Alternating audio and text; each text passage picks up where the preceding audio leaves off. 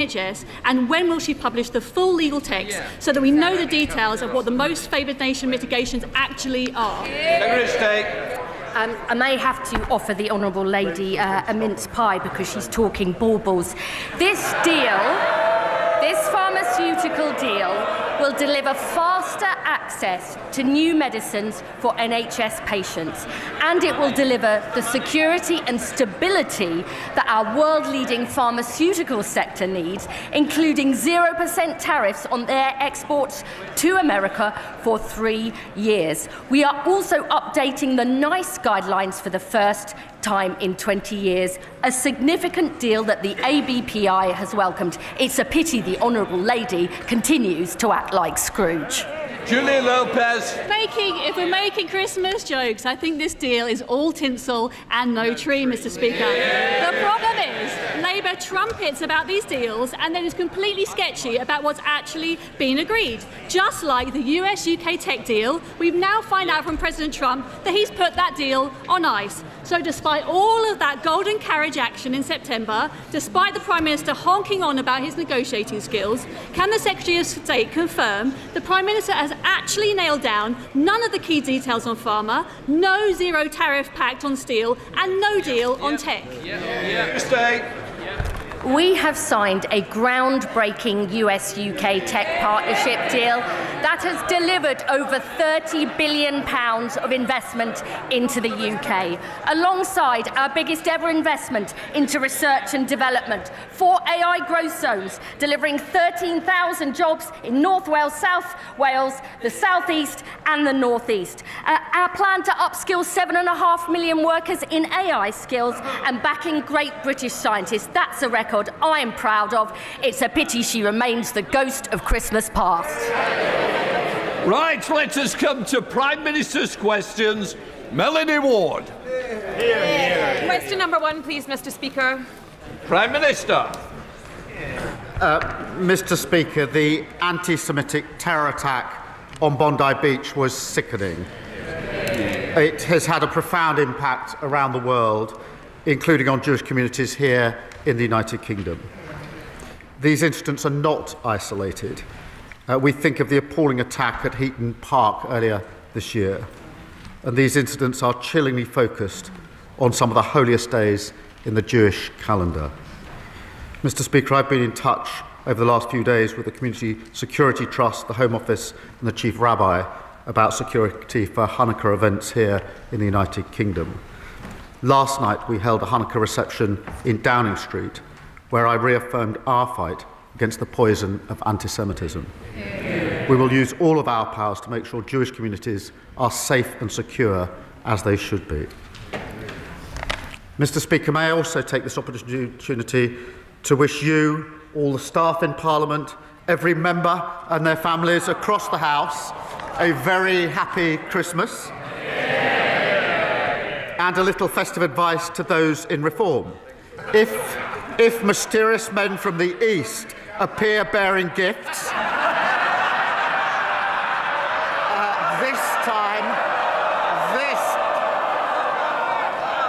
this time report it to the police. Mr. Speaker, this morning I had meetings with ministerial colleagues and others. In addition to my duties in this House, I shall have further such meetings later today. Ward. Thank you, Mr. Speaker. I associate myself with the Prime Minister's condemnation of the horrific attacks in Australia.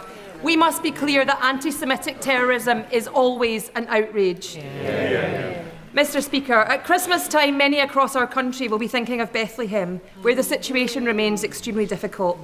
The government's important scheme for students from Gaza with scholarships to study in the UK expires on the 31st of December, but a number of scholarship holders and their children have not yet been permitted to leave Gaza. If this scheme closes, these brilliant Palestinians will lose their university places and we will lose their talent. Will the Prime Minister extend the UK's existing scheme into next year to prevent this from happening? Prime Minister. Can I thank her? And I know that Gazan students face huge challenges in taking up their places, and we're considering solutions for those yet to arrive. But I do want to be clear, I want them to be able to take up their places and continue their education in the United Kingdom. I'm proud we've also created the medical evacuation scheme, for children from Gaza, and last week I met some of those who've been brought to the United Kingdom for specialist treatment in the NHS. Mr. Speaker, we continue to focus on aid into Gaza, and I'll make sure my honourable friend is kept updated on the next steps for students. Leader of the Opposition, Kemi Badenoch. Mr. Speaker, can I thank the Prime Minister for his words on anti-Semitism? What happened at Bondi Beach was an atrocity. But words of solidarity are not enough. We know the evil we face. Islamic extremism is a threat to Western civilization. It abuses our democracies and subverts our institutions. It is incompatible with British values. So it is not enough just to protect Jewish communities. We must drive Islamic extremism out of this country. Mr. Speaker, I would also like to send my best wishes to our armed forces, to the emergency services, and to everyone who will be working over Christmas. And I would also like to take this opportunity to wish you, Mr. Speaker, the House staff, and all members of this House, including the Prime Minister, a very Merry Christmas. Mr. Speaker, it is the Prime Minister's second Christmas in Downing Street, and by his own admission, he's not in control. He says nothing happens when he pulls the levers. Does he blame himself or the levers? Mr. Speaker, I'll just set out what we've achieved this week, Mr. Speaker. We're setting out our Violence Against Women and Girls strategy tomorrow. That'll be specialist support for abuse victims and the 999 calls experts. Sorry, Prime Minister. I expect better from you. Ex-serving officer, we expect the standards of a good officer. Prime Minister. The next lever was 500 jobs protected at Grangemouth. Partnering with INEOS to safeguard the plant's future. Next lever was Erasmus scheme, which is being announced later on today from January 2027. The next lever, Mr. Speaker, the Employment Rights Bill, became law. The biggest uplift in workers' rights in a generation. I've got a whole more list, Mr. Speaker. I could go on for a very long time. Kemi Badenoch. Not sure exactly what that had to do with the question, Mr. Speaker. The fact is, the Prime Minister promised economic growth, but the only thing that's grown is his list of broken promises. He promised to reduce unemployment, but yesterday, unemployment hit its highest level since the pandemic. It has gone up every single month since he came into office. Why is that? Mr. Speaker, the facts are these: 350,000 more people in work this year. We've got the lowest inactivity rate for 5 years. We are taking a number of measures to address this, particularly with the young unemployed. I would remind them that under their watch, unemployment averaged 5.4%, higher than it is today. You too. Mr. Speaker, I don't know what planet the Prime Minister is living on, but unemployment has gone up every single month under him. Youth unemployment, record levels. Graduate recruitment, lowest ever. He promised that he wouldn't increase taxes on working people, but he has. Last year, he increased national insurance. Last month, he froze income tax thresholds. So will the Prime Minister finally be honest and admit he broke his promise on tax? Prime Minister. Mr. Speaker, I'm very proud that in the budget we had record investment into our public services, we stabilised the economy, and we bore down on the cost of living. They voted against all those measures. But, Mr. Speaker, it is the season of goodwill. Let me congratulate the Leader of the Opposition. She's broken her own record since last week. Last week, 21 former Tory MPs had walked away to reform. She's broken that record because this week it's gone to 22. The former Vice Chair has now gone. So the question is, who's next? Now, it's hard to name anyone. Mr. Speaker, it's hard to name anyone because according to the Shadow Transport Secretary, the Shadow Cabinet is full of, he says, non-entities. That's you lot. He should know. Kemi Badenoch. Mr. Speaker, the Prime Minister is talking about non-entities. As he looked at his cabinet, a bunch of turkeys, they could fit right in a Burton Matthews factory. And he is one to talk. Last week, his MPs were calling him a caretaker Prime Minister. After what he's done to the economy, they should be calling him the Undertaker Prime Minister. Let's look at what else he's promised. The Prime Minister gave his word that he would help pubs. Yet they face a 15% rise in business rates because of his budget. Will the Prime Minister be honest and admit his taxes are forcing pubs to close? Prime Minister, she knows very well that the temporary relief that was put in place during COVID has come to an end. That was the scheme they put in place. We supported it, but it was always a temporary scheme coming to an end. We've now put in place a £4 billion transitional relief. We've also taken other measures, creating hospitality zones, greater licensing freedoms and tackling late payments. We're also bearing down on the cost of living, Mr. Speaker, so more people enjoy a drink or a meal out, freezing rail fares, freezing prescription charges, £150 off energy bills, driving wages up. What did they do in relation to each of those, Mr. Speaker? They voted against each and every one of those measures. Kemi Badenoch.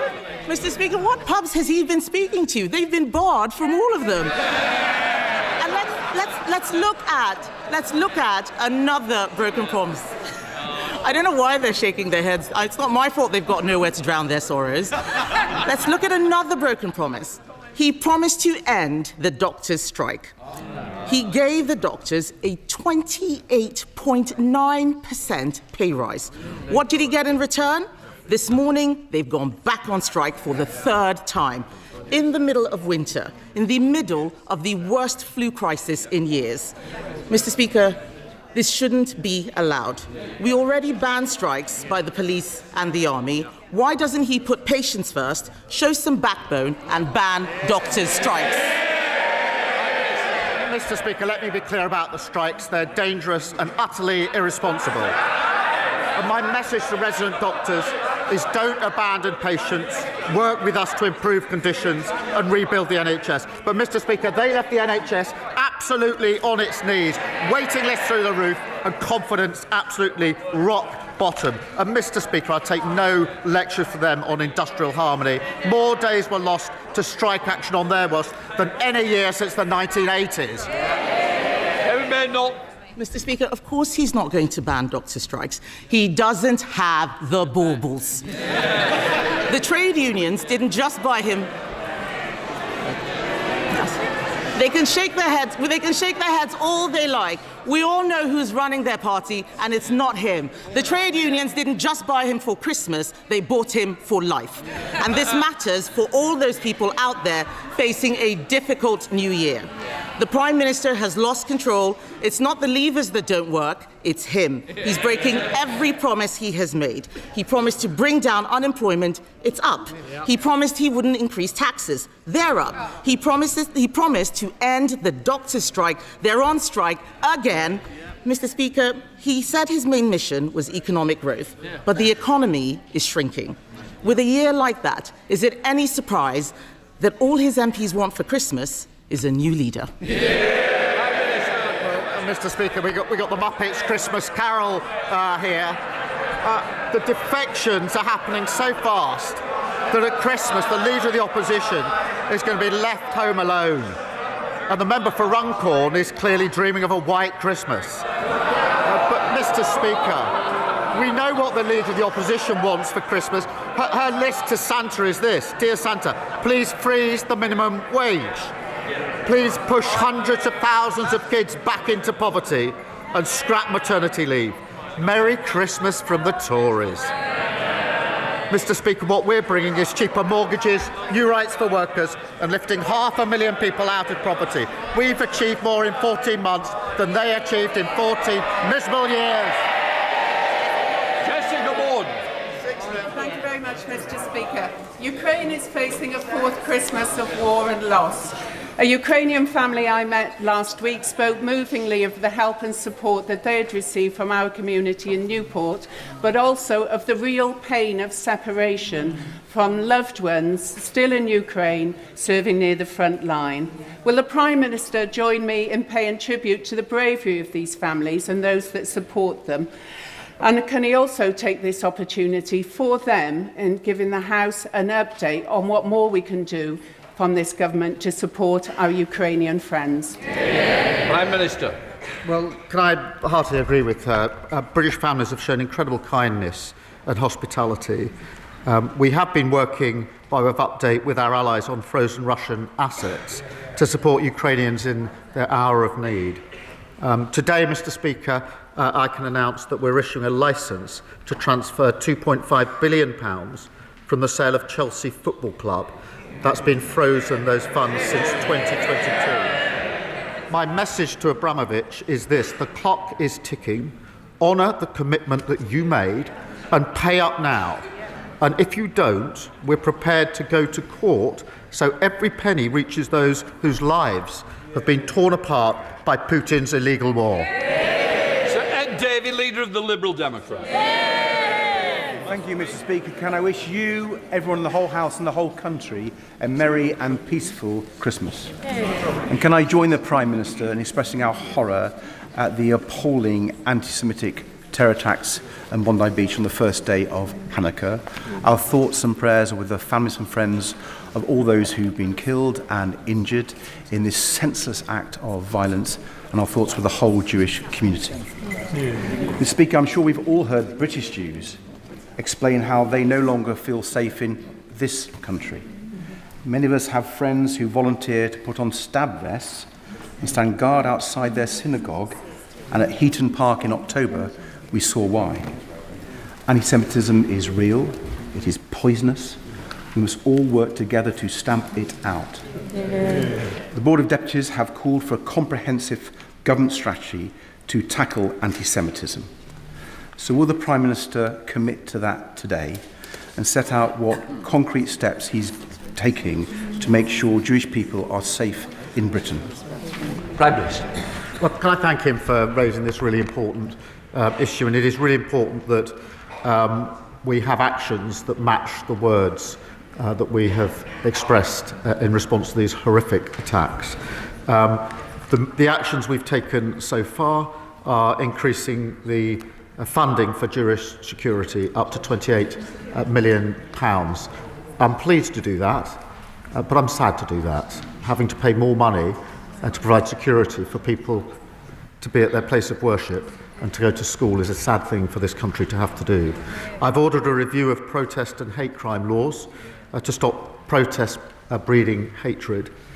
We're looking at new police powers to deal with repeat and targeted protests.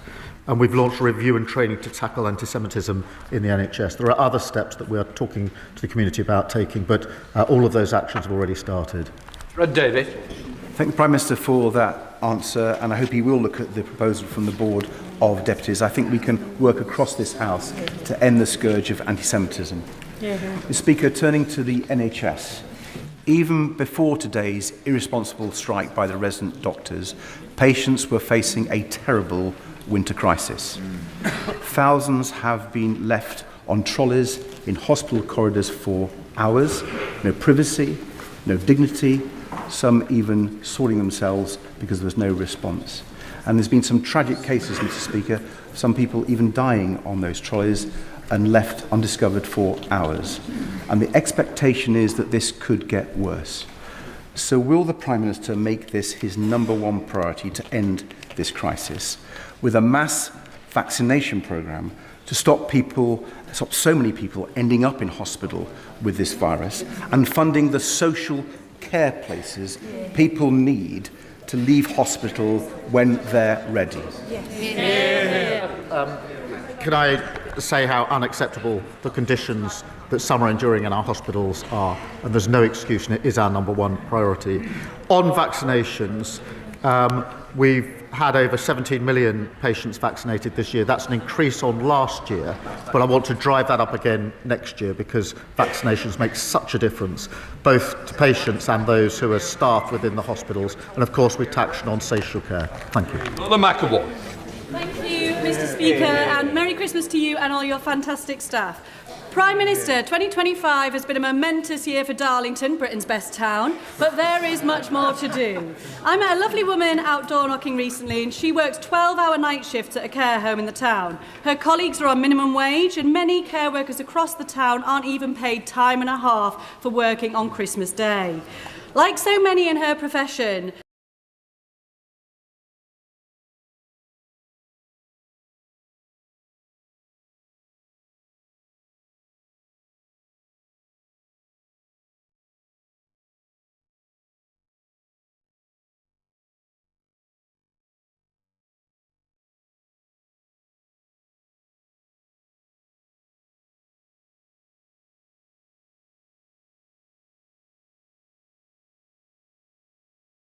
workers.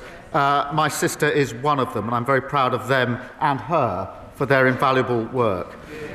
I'm pleased that we've increased the carers' allowance earnings limit by the largest amount since it was introduced, and we're providing £500 million to fund the first ever fair pay agreement through the Employment Rights Act, which was passed yesterday to make sure care workers are properly recognised and rewarded. Stephen Flynn.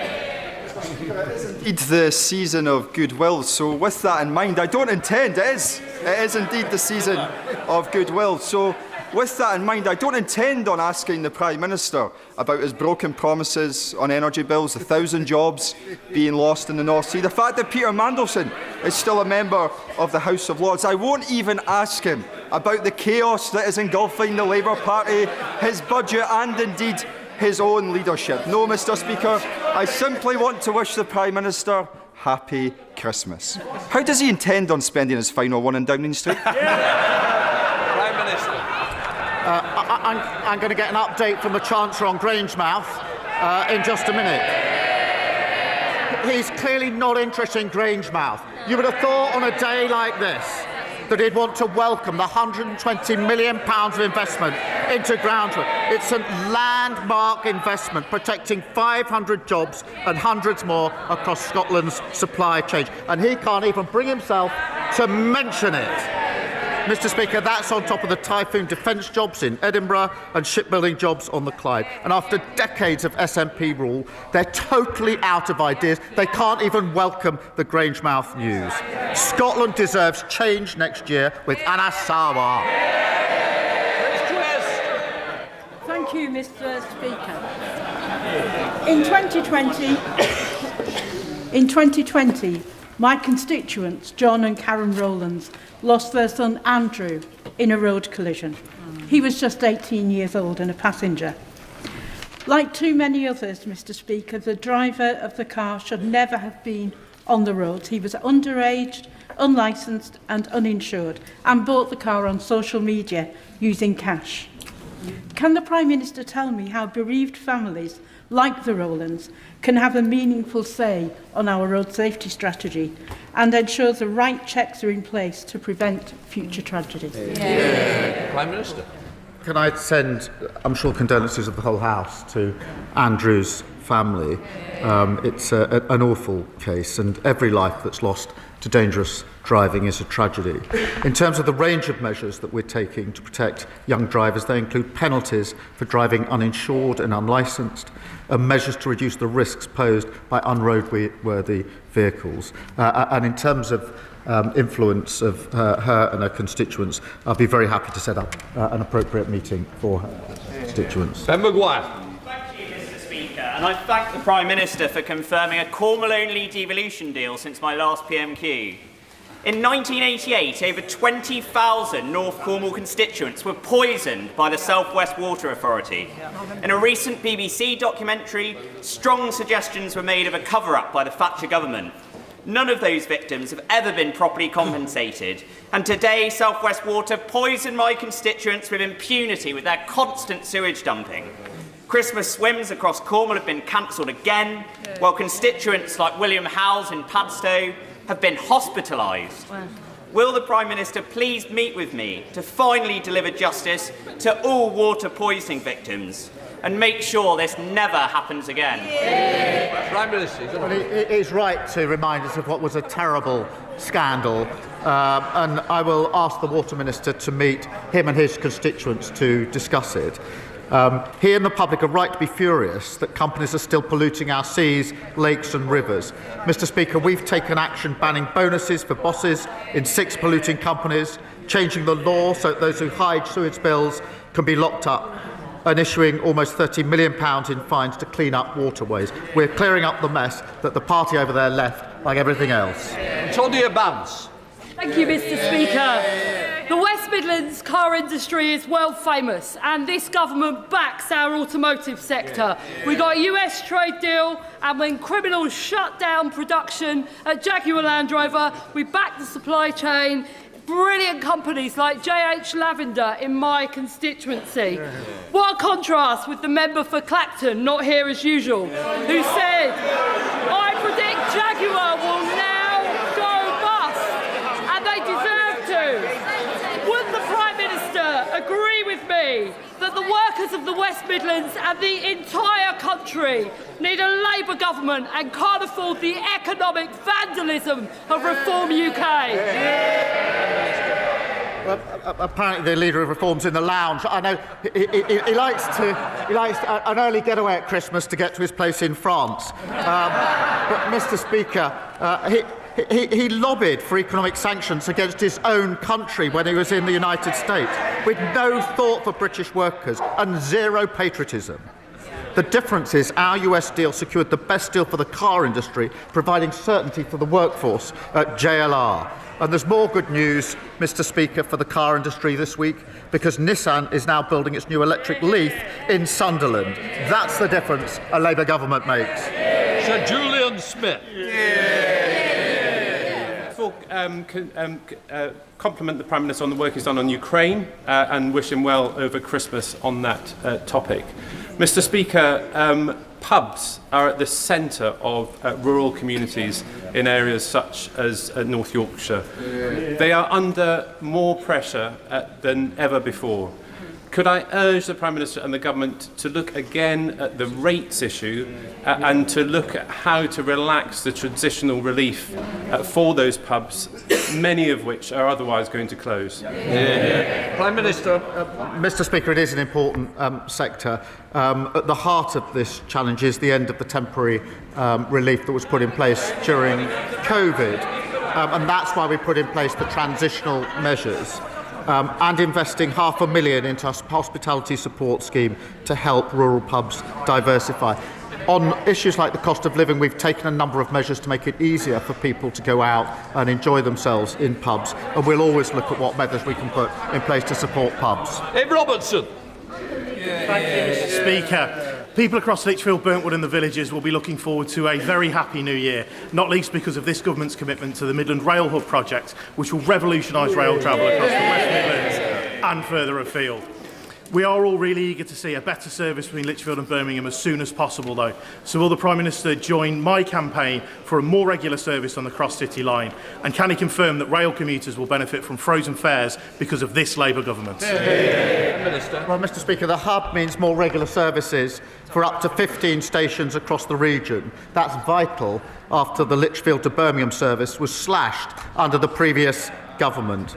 The construction will create around 13,000 jobs, and we're delivering them as quickly as possible with Network Rail awarding design contracts this week. Mr. Speaker, we're also freezing rail fares. That's the first time that that's happened in 30 years, saving his constituents about £90 a year on the commute to Birmingham. Andrew Snell. Thank you very much, Mr. Speaker. As the ghost of Christmas past scoops up the Prime Minister from his slumber in number 10 this year, I wonder what he will show him on Christmas Eve. Maybe it would be the devastated family farmer putting up the for sale sign on the yard, or the children hugging each other as their independent school closes, or any of the 100,000 hospitality workers who have lost their jobs, or the millions of families that are trying to work out how they will pay their tax bill to fund the ever-growing welfare state. So is it no wonder that the ghost of Christmas future has given up on this Prime Minister? And all that is left is for him to get his bag of coal from Santa and his P45 from his own MP. Happy Christmas. I saw that the honourable member was asking the public to suggest questions for today. I actually put in a bid, Mr. Speaker. I filled it in. I assume he missed the question, I assume. I said he should ask about the 6,000 well-paid, high-skilled jobs we've secured in his constituency, building typhoons. Thanks for an £8 billion deal with Turkey. I'm disappointed that he didn't want to talk about good, well-paid jobs in his constituency secured by this Labour government. Mr. Speaker, just days before Christmas, heartbroken Derbyshire families and staff have learnt that the Reform-led council are closing 8 care homes,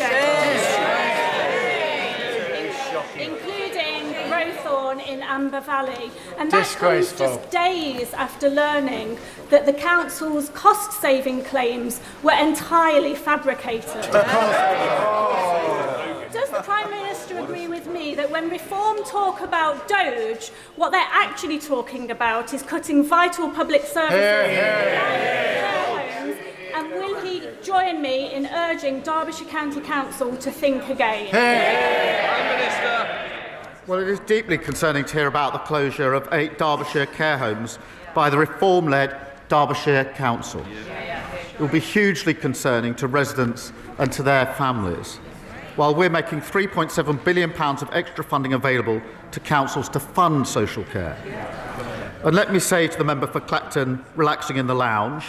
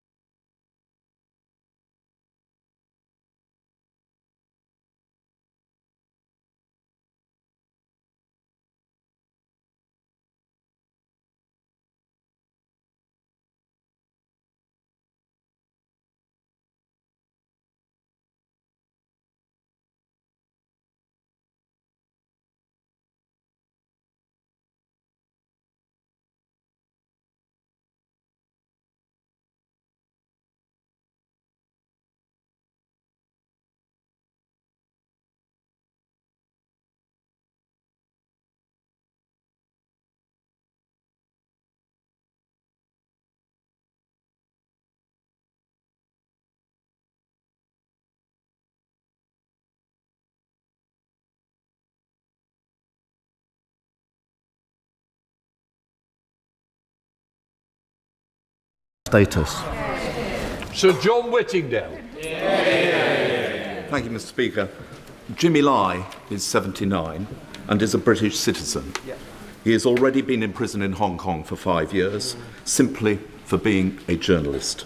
If he receives a further sentence on the 12th of January, he is likely to die in prison. Will the Prime Minister make clear that his visit to Beijing can only go ahead if Jimmy Lai is released? Prime Minister. I thank him for raising this really important case, and as he knows, we continually raise this with our counterparts and will continue to do so. And I condemn the conviction. Obviously, we await the sentence, but it's absolutely clear that he's been targeted by the authorities, and this is wrongful, and I call it out. It is important that we continue to engage so that we can raise this issue with those counterparts. Sam Calling. In September, a National Secular Society report highlighted alarming numbers of extremist religious organisations in the UK from various faith traditions, expressing hideous views about women, including promoting female genital mutilation and denying the existence of marital rape. Many of these are registered as charities and therefore eligible for various tax exemptions, as well as thousands or even millions of pounds in public money through gift aid. So will the Prime Minister, as part of the government's mission to halve violence against women and girls, support my campaign for a review of charity law and regulation so that we can make sure the UK taxpayer isn't funding extremism and hate? Minister. Can I thank him for raising this really important issue? The scale of violence and abuse suffered by women and girls is a national emergency, and the Violence Against Women and Girls strategy will be published tomorrow, setting out concrete steps in order to deal with this. We've already taken action to protect victims, including placing domestic abuse specialists in the first 5 999 control rooms, and we're launching a new national policing centre to coordinate police response and target these crimes. I'll make sure that ministers look specifically at the issues that he's raised. Jeremy Corbyn. Thank you, Mr. Speaker. Yesterday, the Minister of State for Justice declined a meeting with the representatives of a number of hunger strikers in prison at the present time. These are all remand prisoners. They're not convicted of anything. Since then, a further prisoner, Kazam, has been taken to hospital, as have others. Many people are very concerned about the regular breaches of prison conditions and prison rules in respect to these hunger strikers. Will he make arrangements for the Ministry of Justice to meet representatives of the hunger strikers to discuss these breaches of the conditions that they're experiencing at the present time? Prime Minister. Well, he will appreciate there are rules and procedures in place in relation to hunger strikes, and we're following those rules and procedures. Abdissam Mohammed. Thank you, Mr. Speaker. England is the only country in the world with a fully privatised and monopolised water system, and is broken. My constituents in Sheffield Central, like many across the country, continue to face burst water pipes, polluted rivers and rising bills, all while the Chief Executive of Yorkshire Water has taken 1.3 million in bonus payments through an offshore company, and that's on top of her very healthy 660,000 salary. Will the Prime Minister assure the House that the forthcoming water white paper will have stronger accountability and put public interest first before bosses' bonuses, and more importantly, will it consider bringing the essential public service back into House? Prime Minister. Yes, is the simple answer to that question. And our decisions are already holding polluters to account. Mr. Speaker, new severe fines, banning bonuses, and a record 83 criminal investigations have been launched. We've also secured over £100 billion of investment to upgrade infrastructure, deliver better services to constituents. Final question, David Mundell. Mr. Speaker, on Sunday at Arlington Cemetery, I will have the honour of joining family and friends of many of the victims of the bombing of Pan Am Flight 103 over Lockerbie on the 21st of December 1988, the worst terrorist atrocity in the United Kingdom. Does the Prime Minister agree with me that, especially after all these years, those family and friends deserve both truth and justice? And will the United Kingdom Government continue to do all it can to bring about that outcome? Prime Minister. Can I thank him for raising this? And nobody could forget the shocking scenes at Lockerbie. And I know the huge impact it's had on the community that he grew up in, where people have responded with such compassion and strength. He has rightly stood by their search for justice and truth for all of the intervening years, and I pay tribute to that. All of our thoughts remain with the families and friends of all the victims who deserve truth, and I urge the Scottish authorities to consider the points that he raises. We'll let the front benches change over. You didn't ask a question, so I don't know you can have a point of order. Sorry? No, but you didn't ask a question. Maybe somebody who'd asked a question would be better.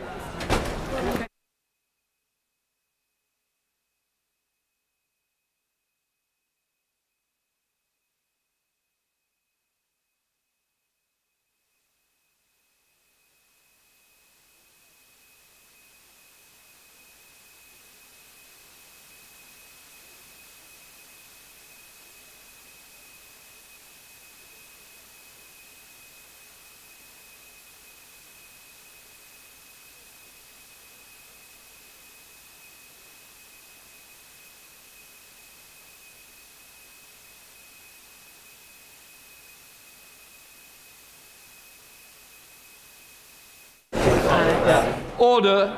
Before we come to the urgent question on the draft Northern Ireland Troubles Legacy Reconciliation Act 2023 remedial order, I remind the House that on